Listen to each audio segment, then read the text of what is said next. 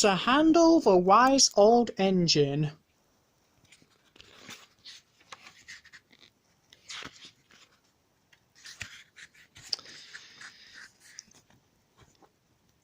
This is a story about Sir Handel, who worked on the little railway. When he first arrived at the little railway, Sir Handel thought he was very important. Read this story to find out what happened when he was rude to the coaches.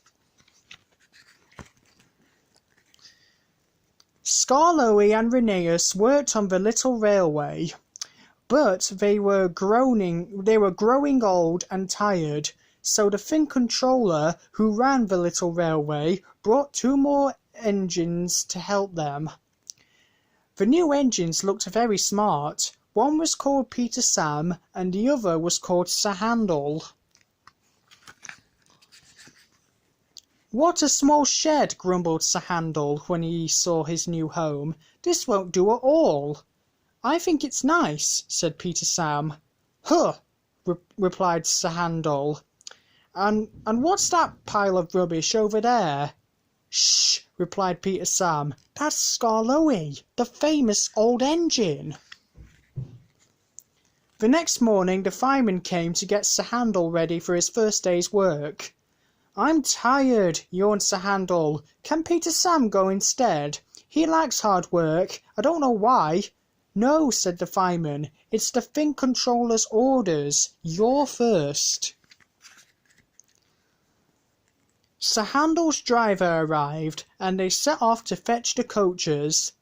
But when Sir Handel saw them, he screeched to a standstill. "They're not coaches," he said. "They're so old and dirty. They look like cattle trucks." The 5 coaches, Agnes, Ruth, Lucy, Jemima and Beatrice, were very offended. "Oh," they screamed, "what a horrid engine!" Sir Handel was coupled to the coaches and set off towards the station. He rode onto the platform just as Gordon arrived. "Hello," said Sir Handel. "Who are you?" "I'm Gordon," said Gordon. "Who are you?" "I'm Sir Handel." "Yes, I've heard of you, Gordon. You're an express engine, I believe." "So am I, but I'm used to proper coaches. Not these cattle trucks. Anyway, sorry, can't stop. Must keep time, you know." And Sir Handel puffed off, leaving Gordon at a loss for words. Come along, puffed Sir Handel to the coaches as he pulled them along. The coaches were very angry because Sir Handel had called them names. Cattle trucks, they grumbled. "We'll pay him back. We'll pay him back." Soon they came to a station. Beyond it, the line curved, then began to climb. The day was misty and the rails were slippery. As Sir Handel prepared to set off again, Agnes had an idea. "Hold back," she whispered to Ruth. "Hold back," whispered Ruth to Lucy. "Hold back," whispered Lucy to Jemima. "Hold back," whispered Jemima to Beatrice. The coaches giggled as Sir Handel started and their couplings tightened. Come on, puffed Sir Handel as his wheels slipped on the greasy rails. He started to climb the hill, but the coaches pulled him back and the train ground to a halt. I can't do it, Sir Handel grumbled. "I'm used to sensible coaches, not these cattle trucks." The guard came up. "I think the coaches are up to something," he told the driver, so they decided to bring the train down again to a level piece of line to give Sir Handel a good start. The guard and the fireman sanded the rails, and Sir Handel made a tremendous effort. The coaches tried hard to drag him back, but he puffed and pulled so hard that they were soon over the hill and away on their journey. That night the Finn controller spoke to Sir Handel.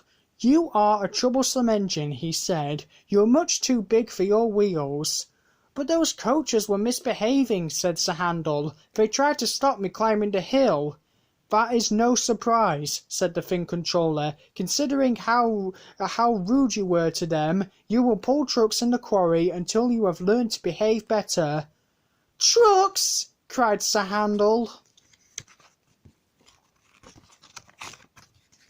Sir Handel had to shunt trucks in the quarry for a whole week. The trucks were troublesome and would not do as they were told.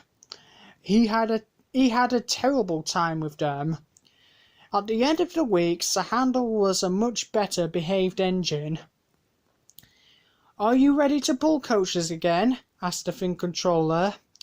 "Oh yes, please, sir," replied Sir Handel. He set off to find his coaches and was determined to be much nicer to them.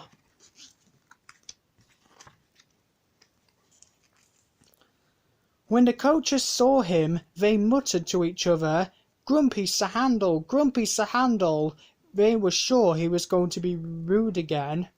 But Sir Handel was polite as could be. He was coupled to the coaches and set gently off down the branch line.